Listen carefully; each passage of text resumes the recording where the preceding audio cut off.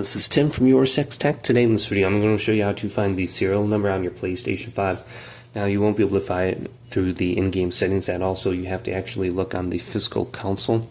And to find the actual serial number you need to go to the bottom of it. So flip it around like this and you should be able to find it under here. Now it might be a little bit hard to see, but there's going to be like the manufacturer ID number, etc., the model number of your PlayStation 5. Right here, this is like the CFI 1015A. The serial number should be over here. So you're going to see like this little barcode over here.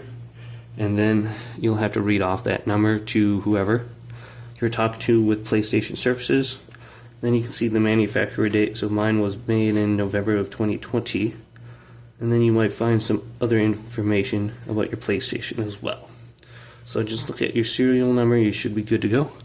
Hopefully this video did indeed help you out. If it did, leave a big thumbs up. Subscribe to my channel down below for more tech videos coming up next on YourSixTech.